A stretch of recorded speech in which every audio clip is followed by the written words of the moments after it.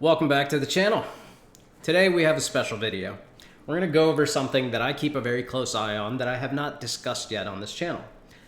Today's topic is going to be the state of the global economy, and I'm going to give this to you a little bit differently than what you're seeing on the news and what you're seeing everywhere else. I'm going to give you actual data, actual information, and I'm going to teach you the things that you need to kind of look out for to see what's happening in the world. Now, we're going to start off by going over a little bit of monetary policy. We're going to see what the Federal Reserve is doing as far as inflation goes, as far as treasury yields go. And we're really going to understand some of the major concepts that you're going to need to know for the coming months. We're then going to move on to talk a little bit about commodities and stock prices. And we're going to look at this at a very high level. We're not going to be looking at individual stocks. We're going to be looking at market indices. We're also going to look a little bit at different currency values, and we're going to see how those things are moving. And at the end of this, we're also going to discuss crypto adoption, and we are going to talk about what really seems like it's going to be affecting the crypto market moving forward throughout the next 6 months to a year. We'll likely do updates on this topic every quarter, so maybe once every 3 months, and kind of see how the monetary policy has changed, what new things are happening in the state of global economics, and this will help us really see what's happening on a larger scale in between our traditional TA videos. So if you haven't before, make sure you like, make sure you subscribe. Let's get started. All right, so the first thing that we're gonna do is we're gonna get onto a very basic topic. All right, we're gonna switch over here to this view, monetary policy.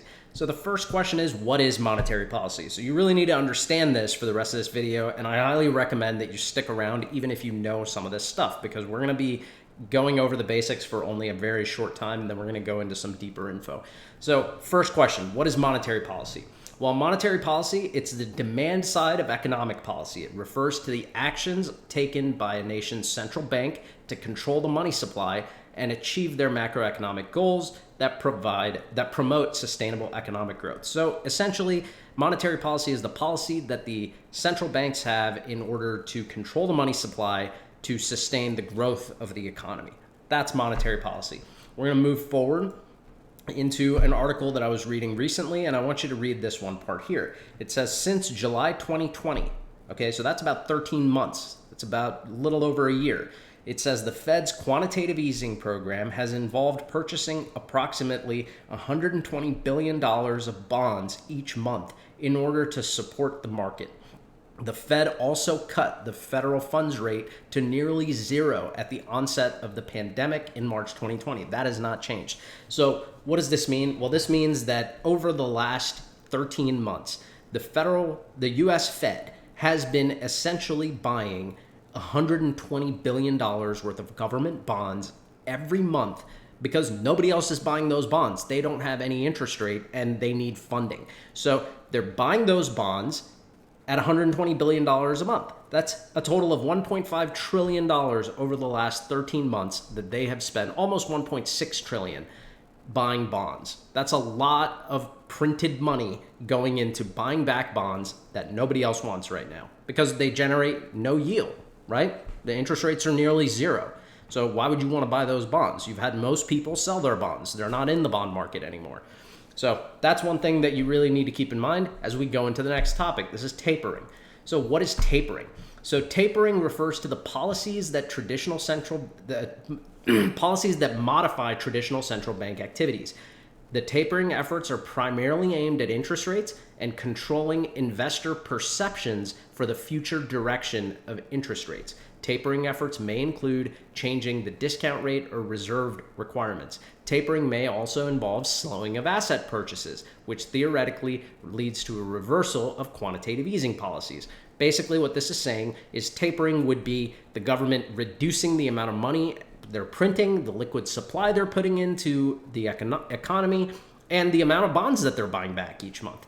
So when people talk about the Fed is considering tapering, well, they're really talking about, is the Fed going to stop buying back bonds, and are they going to stop printing money? So we're going to get into now what the Fed is saying. All right, so the next topic of discussion, we're going to talk very quickly about the FOMC. You're going to hear this come up in the next page we look at. So the Federal Open Market Committee, the FOMC, consists of 12 members. The 7 members of the Board of Governors of the Federal Reserve System, the president of the Federal Reserve Bank of New York, and the 4 remaining 11 Reserve Bank presidents who served 1-year terms on a rotating basis. The rotating seats are filled from 4 groups of banks, 1 bank president from each group: Boston, Philadelphia, and Richmond, Cleveland and Chicago, Atlanta, St. Louis, Dallas, Minneapolis, Kansas City, and San Francisco. So essentially, the thing to remember here is that the FOMC, the Federal Open Market Committee, are the people that have the most importance when it comes to the Federal Reserve and banks here in the United States. Very important to remember because they make a lot of the decisions that relate to monetary policy. All right, let's move on. Now we have an article here that talks about the Federal Reserve preparing for tapering this year. This is the July minutes. So this was released very recently, Wednesday, that was yesterday, and we're going to go over some key points here. So Federal Reserve officials at their July gathering made plans to pull back the pace of their monthly bond purchases likely before the end of the year. I want you to keep your eye on things like this where it says likely, because everything here is speculation. It's all likely, perhaps, maybe. That's all you hear. Nothing confirmed, nothing to give you any base of actual security, all right? So Federal Reserve made plans to pull back the pace of their monthly bond purchases likely before the end of the year. Okay, they've already bought about $1.6 trillion worth of bonds over the last year, and they are likely to stop by the end of the year, potentially in 4 months, but we don't know that for sure. It also says central bankers wanted to be clear that the reduction or tapering of assets was not a precursor to an imminent rate hike. So what they're saying there is that just because tapering may happen, that they stop buying back bonds, we shouldn't expect interest rates to start going up again. They'll likely stay at 0. All right, next we see here, provided that the economy were to evolve broadly as they anticipated, they judged that it could be appropriate to start reducing the pace of asset purchases this year. It could be appropriate to start reducing the pace. So they may not. They might continue buying bonds back at $120 billion a month, and they may increase that. So we don't know anything yet. They also added that the economy has reached its goal on inflation and was close to being satisfied with the progress of job growth. Well, that doesn't make any sense because the progress of job growth has been nowhere near as strong as it needs to be. Why? Because there are too many people that simply, A, don't want to go to work, get more in unemployment, and, to be quite frank, there aren't enough jobs right now. You might think that there are, but you have to be highly specialized. There's a lot of people that just aren't hiring because they can't afford to pay minimum wages, and they don't have enough customers to justify those minimum wage payments. So there's a lot going on as far as jobs go that is slowing down the economy more than speeding it up. And as we start seeing mask mandates and things like that coming in, if that happens, well, testing mandates and things like that for COVID may also deter consumers from going to certain places and spending money at certain businesses. Hopefully that doesn't happen to a high degree, but it very well could slow economic growth and likely would result in prolonged inflation. So let's keep that in mind and continue moving. It says, however, committee members broadly agreed that employment has not met substantial further progress. Well, that's kind of what we just said. The substantial further progress benchmark the Fed had set before it would consider rising rates. So we haven't seen enough employment growth for the Fed to consider increasing interest rates again, meaning that treasury yields and bond yields would remain near 0 until we see enough economic growth to start giving interest rates back, meaning that you have more taxpayer money coming in that allows you to pay interest on these things. Next, it says here, Fed officials have said repeatedly that tapering will happen first, with interest rate hikes unlikely until the process has been completed and the central bank isn't growing its balance sheet anymore. So until the central banks are no longer spending money to buy assets onto their balance sheets, well, more than likely, interest rates will stay at 0. That's pretty much what it's saying here. And it makes sense, right? Why is the central bank going to pay you to hold your money when it can't even earn any money and it's forced to buy assets? Insane. So some members noted upside risk to inflation. In particular, conditions that the Fed officials have labeled as transitory might last longer than anticipated. This is the Fed minutes. So the people in the Federal Reserve members have noted that they think that the conditions that officials have labeled as transitory might last longer than anticipated. So it might not be transitory after all. Big surprise. Next, it says those worried about inflation said tapering should start relatively soon in light of the risk of recent high inflation readings could prove to be more persistent than they anticipated. Well, nothing there is definite. inflation rates may continue to rise and they may start tapering. So literally zero information as to what's actually going to happen or a concrete timeline, because the fact of the matter is I don't think the Fed knows the timeline. They don't really know how to deal with what they've created. So it says here, while the market is expecting tapering soon, it still doesn't see interest rate hikes coming for another year or so. They continue to repeat themselves. It also says there was talk about elevated valuations across asset classes, with some members worrying that the easy Fed policy was raising prices and threatening financial stability. Well, that's absolutely true. The more money you print, the more liquidity you put into the market, the more asset prices raise, because it's not the asset prices that are raising, right? Real estate has gone up tremendously in value. Well, that's because of the amount of money printing that we've seen. With the amount of money that you're printing, the reason that home prices are going up and Bitcoin prices are going up and a lot of other crypto assets are going up are not because those assets are suddenly worth a lot more money. It actually is because the currency is worth a lot less, right? That's how you're seeing debasement of the money, because of it being printed. It's, in my eyes, clear inflation. So if home prices have gone up 30%, well, that's 30% inflation in my eyes, because now it takes 30% more dollars to buy a home. So keep that in mind. You have to decide how you look at inflation. The CPI, the Consumer Price Index, is not always the way you want to go, and you're going to see why.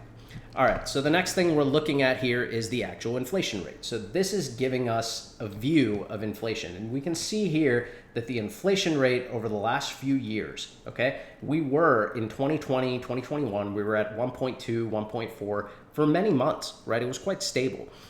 After March 2021, the inflation rate jumped to 4.2, then it jumped to 5%, now it's at 5.4, and it's staying at 5.4 for now, and we're likely going to see it continue to rise because there's no reason for CPI inflation to start going down. Prices are continually going up. Now let's take a look at this on a macro view. We're going to look at this at a lot larger time scale. If we go 5 years, what you can see here is over the last 5 years, the inflation rate has gone up massively. We were hovering anywhere between 2 and 2.5% for almost this entire period, right until 2020. 2020 inflation dropped, pandemic hit, and it spiked. And now it is reaching a point where it's kind of sidelining, and we'll likely see another rise come out of this. Let's go back 10 years. You go back 10 years and you see in the last 10 years, we are also at the highest that we've been. Let's look at 25 years. Now, when you look at 25 years, this is the crazy part. From all the way from like 1998, maybe 1995 until now, we are essentially at the peak that we saw during the 2008 financial crisis. This was the 2008 financial crisis. After that, we saw inflation rates drop significantly, but now we are seeing that inflation rates are back up. Well, the interesting thing is that was a financial crisis. The entire pandemic started off as a medical crisis. It led to a liquidity crisis, people running from investments because they feared that everything was going to crash and they wanted liquid money. They wanted money in cash because they felt that was safe. Well, what's happened now? The money in cash has started to lose its value because everything's being inflated. They printed so much money. Now what you're seeing is we went from a pandemic, which was a medical crisis, into a liquidity crisis, and now we are reaching the levels that peaked out at the last financial crisis. So in my eyes, we are officially in a financial crisis now, and we have been for some time. So this is one very important thing to note. If we look at the max now, this is what gets really interesting. Yes, we may be at the highs in terms of the 2009 financial crisis, but inflation hasn't even reached where it was in the 80s or where it was in the 40s after the war, after World War II. Well, we're at a point now where we've printed more money in a single year than we have in the last 100 years. Okay, in my eyes, inflation is likely going to go up to these levels that we saw here in the 80s. And this is somewhere around the 15% mark. And if inflation goes up that much over the next few years, maybe year and a half, 2 years, or even 3 years, well, asset prices are going to continue to become more expensive because the value of the money is going to continue dropping, because the only way they're going to be able to control inflation is by printing more money and by buying more assets, by putting liquidity into the market. That's what the Federal Reserve has done. They've continued quantitative easing because there is no real good way out of this. If they stop printing money, well, then things are going to a lot of things will crash because that money is what's sustaining everything. The money they're printing is really sustaining all the markets right now. If they stop printing that money, which they have an unlimited supply of, well, they're basically dooming the economies to crash. That's probably the best thing to happen. If the stock markets and things like that started to crash because they stopped quantitative easing, long term, that would probably have the best effect, because then things could progress naturally and everything could go into a recovery. We'd likely go into some form of a depression, but nobody wants that, right? Especially not under their presidential term or under their political term. No one wants to see that. So they'll likely continue to do what they're doing to uplift the economy, which means continued money printing, continued stimulus, continued purchasing of assets through the Fed. So that $120 billion a month, in my eyes, I don't think it's going anywhere. I think it's probably going to continue for more than another year. I don't think tapering is going to start. And if it does, it's going to be nowhere near the amount that we need to see this inflation rate drop. So keep that in mind. My prediction for the next 2 to 3 years is that we see inflation rates on this chart start spiking back up to the 10 to 15% mark, reaching the levels we saw in the 80s. Now, we're going to continue. This chart here is going to show us quite a lot of varied information. All right, we're going to start by looking at currencies. And what we really want to see here is how the other currencies are doing against the dollar. So let's look at the year-to-date numbers. Well, you can see here that these are the highs, right? So the Korean won, when it comes to the USD to Korean won, the USD is up 8%. USD is up 8% against the Japanese dollar. USD is up 4.5% against Brazil. Now, what this is showing you is that in a lot of these countries, the US dollar is gaining value. That means that you're seeing higher inflation in these countries. Now, you're also seeing that in certain countries at the bottom of this list, that the US is either not gaining much value year to date, or it's actually dropping in some cases. So you're seeing the Chinese yen, right? We're basically even for the last year to date. You know, United Kingdom, roughly even. Euro, euro, we're down, the US dollar is down about 4% compared to the euro. New Zealand, 5%. Australian dollar, we're down 7%.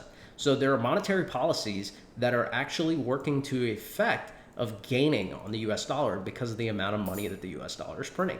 But for the vast majority of them, you're seeing that the major currencies are actually losing value against the dollar. So even though you're getting inflated in other countries, in certain countries where economies are fairly good for the most part, they are still losing value compared to the dollar. Let's move down a little bit.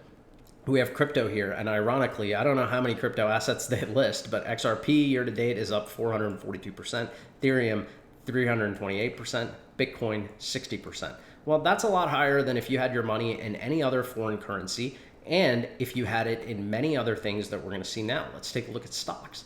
So stocks, year to date, most stocks are up. All major indices are up anywhere from 7% to 17% in the United States. Then we look at Europe. You see that there are many European stock indices. This is Estonia up 39%. This is Slovenia up 33%. You have Iceland, Bulgaria, Austria, Denmark. All of these are up 25% or more. So you're seeing that stocks are doing very, very well. A lot of stocks have continued to rise year to date. How's that possible? Economies globally are not producing what they were over the last couple of years. The economy's all shut down. How are they doing so well? Well, you got to ask yourself that question. And I believe it's because of monetary policy. It's because of the amount of money being printed across the board and being pumped into these markets. And it's artificially inflating them. Now, the question is, can they continue doing this for the long term? Well, nobody's on a gold standard, so pretty much yes, they can. But at a certain point, if the value behind these is false value, at what point do assets that really hold value become the better option? Well, in my opinion, it's better not to wait for things to go bad. They could continue going up at these rates, but other assets that hold value like homes or Bitcoin or even gold in the long term may do much, much better. Now, I'm not saying gold will do better than Bitcoin. I think Bitcoin will do far better than gold because it actually has, daily, day-to-day use cases, whereas gold, what are you going to do? Just keep it in your safe. That's pretty much it. Bitcoin you can actually use. You can actually transfer very quickly. stock markets are very, very dangerous, because if they're being held up by pumped in liquidity from governments, that's something that I think necessarily is a big risk and I don't want to be a part of. Now, I do own certain stocks, but I don't own indexes, because I don't believe that overall the entire markets are going to continue to do well. I think that the pace of their increase is likely going to flatline at a certain point, and I think the amount of money being pumped in will stop them from going up at this rate and keep them more flat rather than falling. I think enough QE will be done to keep the markets from crashing, but not to keep inflating them at a point where they can keep spiking. And at that point, I think that Bitcoin and other crypto assets are really going to take the wave of incoming capital, because there's going to be nowhere else to put it. There already is not a lot of options of where you could put your money to achieve high yield. Okay, so we continue and we can see majority of global stock markets, even in Europe, all up. Okay, we look at the Americas. Most stock market indices are all up. Okay, this is right here. We have Argentina, we have Bermuda, the US SPX, Mexico, everything is up. There's a few that are down. IBC is Venezuela. We know Venezuela has been going through tremendous inflation. Then we have Peru, that's down 23%. You have Colombia, that's down. You have Ecuador, that's down. And there's a reason that you're seeing Central American countries start moving towards crypto adoption, towards Bitcoin specifically. El Salvador, Argentina's in talks to do it. Spain was in talks to, at least, the opposing party was talking about potentially making Bitcoin legal tender. So there's a reason for that. And it's because of what you're seeing here. It's because the amount of inflation that they're seeing, and they're seeing value of all their stocks going down. They're seeing that their asset values are crashing, and they need a different way to store their value. If you're in Venezuela and you were invested in the stock market for the last year, that's how much you're down. 99.52%. That's massive. That means that there have been people in Venezuela that have gone broke this year because of the fact that inflation is just driving that country absolutely mad. The people who would have invested in Bitcoin over the last year as opposed to the Venezuelan stock market would have been way better off. And at a certain point, I think you're going to start seeing a lot more red on these charts. Okay, now Asia, same thing, propped up. A lot of Asian markets are propped up. You start to see that this is happening across the board. Mongolia, Hong Kong, Lebanon, the UAE. Now, certain areas that are oil rich, well, a lot of their major companies that are in their indexes are held by these oil stocks. So you start to see that, oil and commodities really come into play, and that's what we're going to jump into next. So keep this in mind. The global currencies and stock markets are things you're going to want to see. You can see all this information on tradingeconomics.com. Let's move on to commodities. Now, this is very interesting. All right, look at the different commodities year to date. Propane up 74%, ethanol up 54%, natural gas up 52%, gasoline up 48%. Naphtha, I don't even really know what naphtha is, but that's up 48%. Let's see if we can see what naphtha is.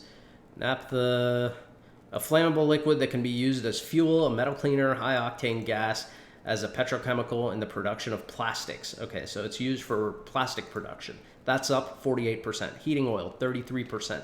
Crude oil, 32%. Brent oil, 29%. Methanol, 9%. Uranium, 2%. Basically, you're seeing all energy commodities are rising exponentially. Why? Because the currencies, the fiat currencies behind them are all dropping due to the amount of inflation and liquidity that's being pumped into other markets. The commodities have set amounts that they can produce, so their value goes up. They have an element of scarcity to them. The fiat currency doesn't. Okay, I hope you're learning this, because this is what I'm trying to show you. I'm trying to show you that commodity prices are going to continue to rise. Now, one thing that you've seen hurt are precious metals. Silver's down 12% year to date. Platinum's down 8% year to date. Gold is down 6% year to date. When we go back, they have a Bitcoin and stuff listed under stocks, or was it under stocks? No, they have it listed under currencies. Now, if you look at these currencies again, just ignore XRP for now because that's a gamble in my eyes. But Bitcoin up 60%, Ethereum up 326%. You haven't seen anything in triple digits up this high.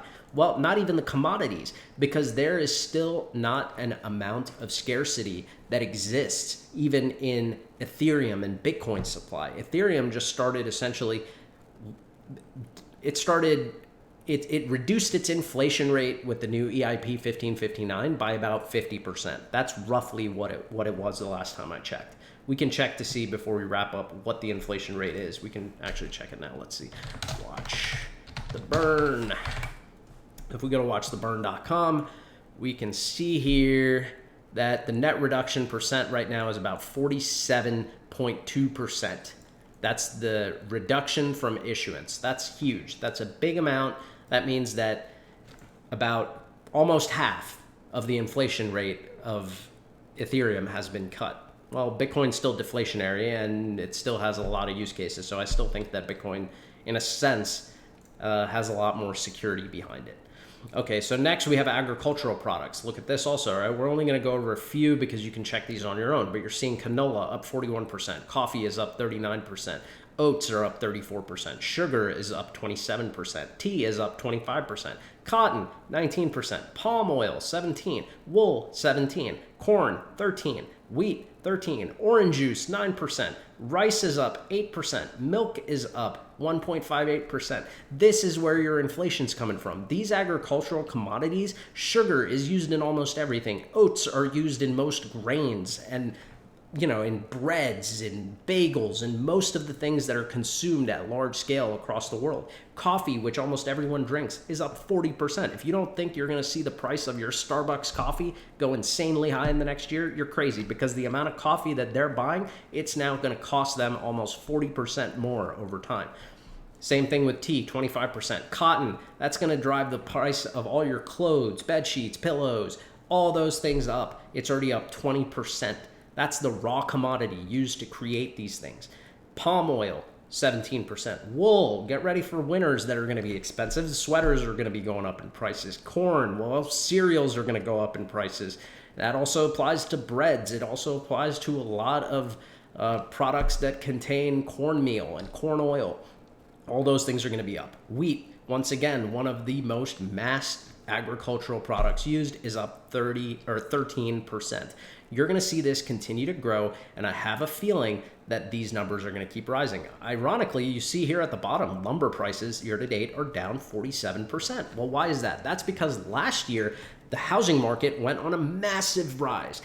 At that time, lumber prices went through the roof because the supply for lumber was not able to meet the demand. Now we've reached a point where, well, you're running out of lots to buy. So many homes have been sold and open lots have been sold that lumber prices are dropping now because they've already been built, they're already being built, and now supply has increased. So you're seeing lumber prices drop significantly.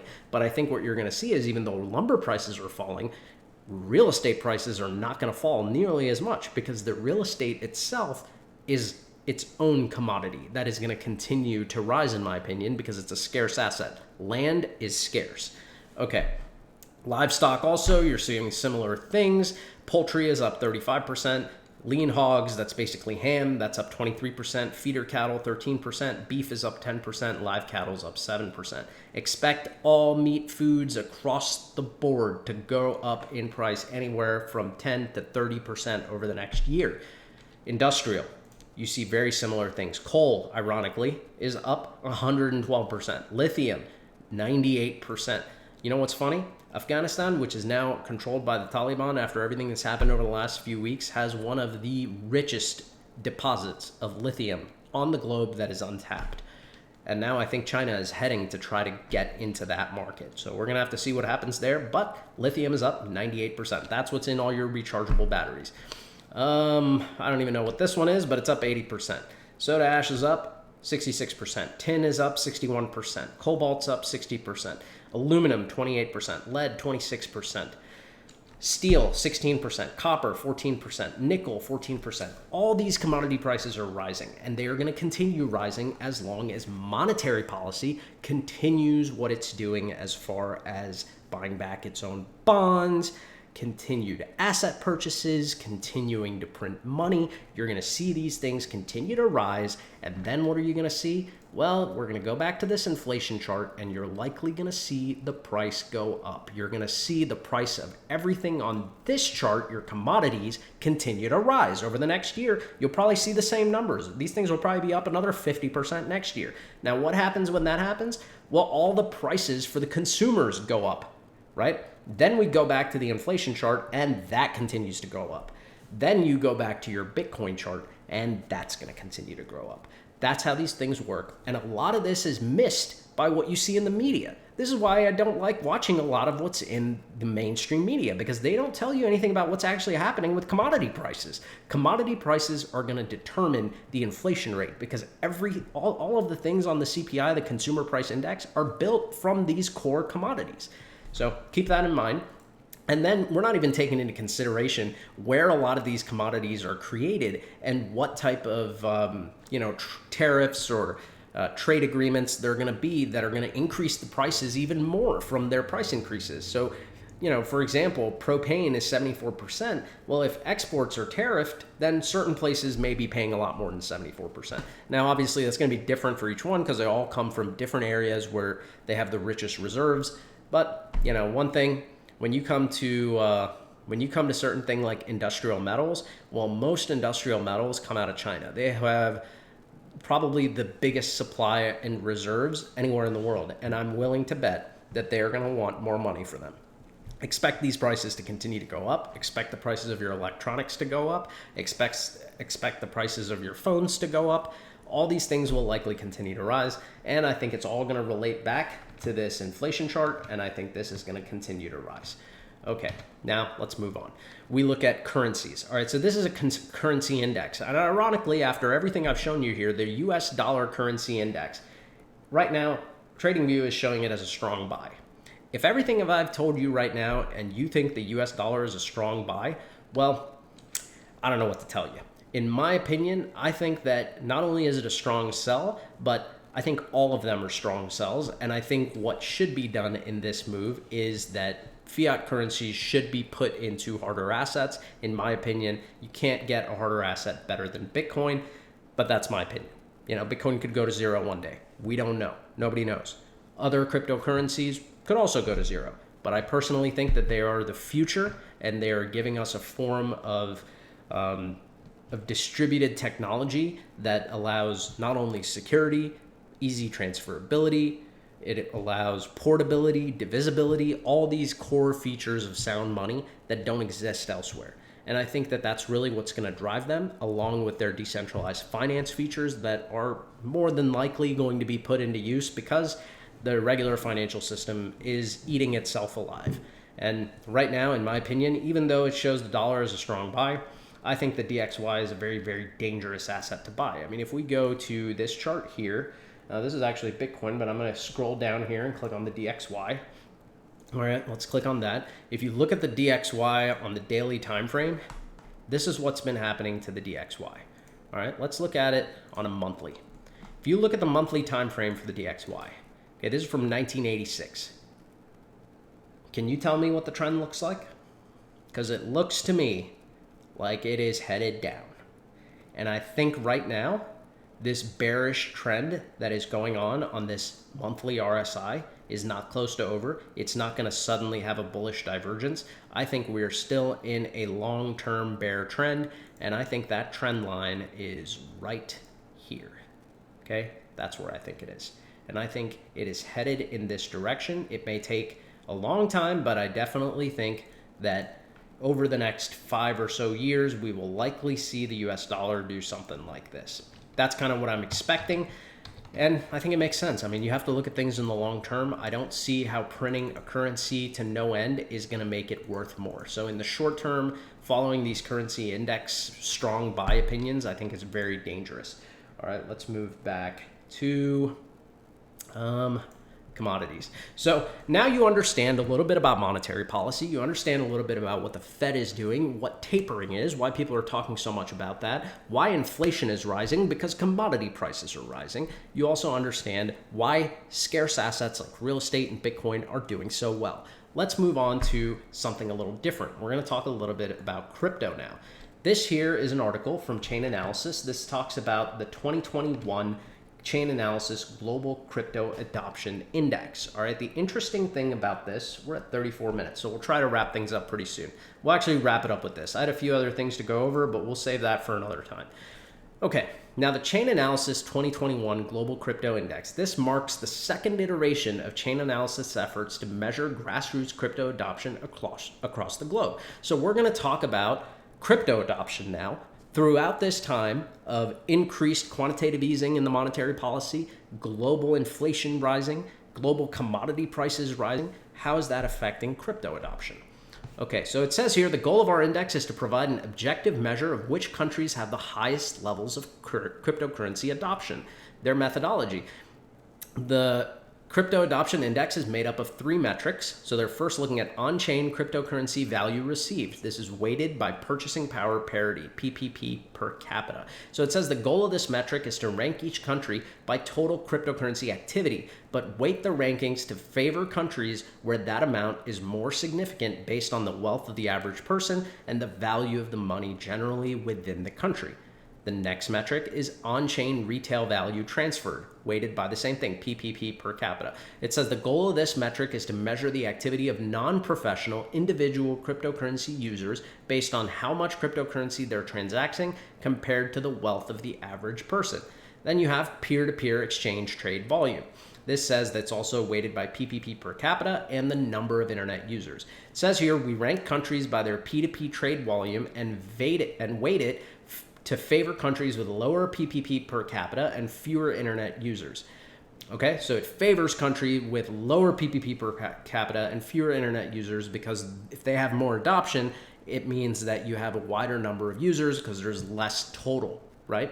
And then you have the total being to highlight countries where more residents are putting a larger share of their overall wealth into P2P cryptocurrency transactions. So where are you really seeing crypto being used by more people out of the total population of that country?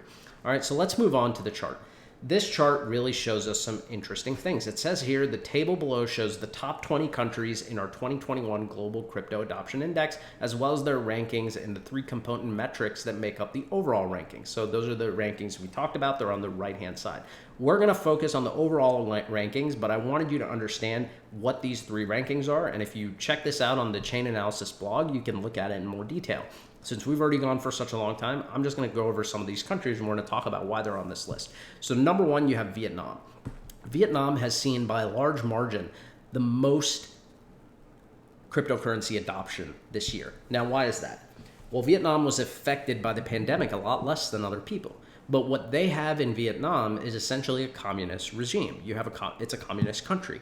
Now, in Vietnam, that means that you are limited towards your economic potential, right? Because you're not living in a democratic nation where you can just make tons of money and you have a tremendous banking system behind you.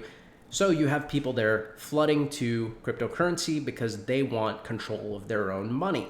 Now, this is also what you would have expected to see in China until China basically banned Bitcoin and crypto mining.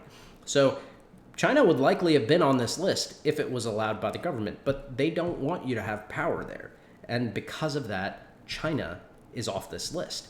But you are seeing Vietnam as number 1. You have India as number 2. Well, you have a ton of government corruption in India. And unfortunately for that, the government does not want its people to earn value elsewhere than the Indian rupee. It's another form of control. Very similar thing in Pakistan. Same thing in Ukraine. Then you have Kenya, Nigeria, Venezuela. You know, all these countries are very, very heavily government controlled when it comes to monetary policy. Heck, in Nigeria, inflation rates have been high. And on top of that, when people go against the government, they'll freeze your accounts. They did that last year to protesters. What did those protesters do? They set up Bitcoin wallets where they could accept donations because that's the only way that they had to control their own money. Then you have Venezuela, right? Venezuela. You saw what happened to their stock market index. It was down 99.52%.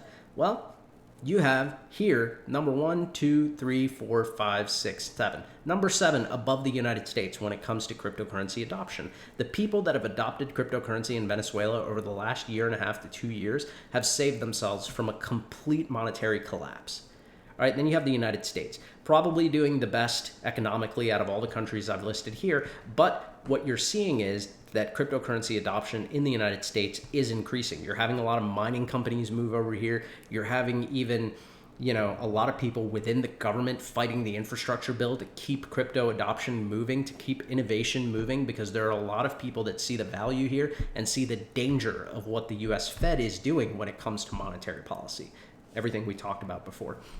Other countries you have on the list here: Togo, Argentina, Colombia, Thailand, China. China, unfortunately, you're likely going to see this start dropping off the list because you're going to have a lot of people fleeing out of their crypto or moving out of China if they can. So China, I wouldn't really consider it. This was earlier in the year before everything happened with China and mining and Bitcoin. And you have Brazil, the Philippines, South Africa, Ghana, the Russian Federation, Tanzania, and Afghanistan. So you basically have a majority of countries on this list that really need crypto. United States is on there also. Why? Well, because it needs crypto. It's been printing way too much money, and inflation rates are likely going to continue to rise. Crypto adoption overall has gone up tremendously by the tune of somewhere around 800 to 900% this year in total. I think you're going to continue seeing that, and I hope you have a good understanding of what's happening with all of these different things. How does the monetary policy and quantitative easing affect commodity prices? How do those commodity prices then affect the inflation rates? How are the other currencies doing? And how does all of this come back into why crypto is so important, particularly Bitcoin and other scarce assets in the DeFi space that promote good, sustainable yield and use with security, where you're not afraid of someone coming in and inflating your supply like they're doing with your fiat currencies. Hope you found this useful. We'll do a lot more on this, and next time, now that we've gone over a lot of the metrics, next time we'll do more of a discussion where we can talk about how I think monetary policy could be improved. That could be a different topic. Obviously, I don't know if anyone from the Fed will listen, but that's pretty much where we are. I mean, I think at this point, some of the smartest monetary minds on the planet are investors in things like Bitcoin, because they see the monetary policy of Bitcoin as a solution to the problems that we're seeing in the global economies, because unfortunately, all of it is correlated and a lot of it goes back to commodities. If you see those commodity prices continue going up, expect your inflation rates to do the same. We'll be back soon, either later today or tomorrow. We'll be going over Bitcoin. We'll have an e-gold video soon. Make sure you like, make sure you subscribe. Give me your feedback if you like content like this. Maybe we'll put some more on, and we'll see how it goes. This is a little long, so I don't know if you stuck around, but if you did, good on you. It's useful information, and I hope you found it helpful. I'll catch you next time. Take it easy. Have a wonderful weekend. Thanks for joining me. Make sure you check the description. Follow me on Twitter, and like and subscribe. All right. Peace.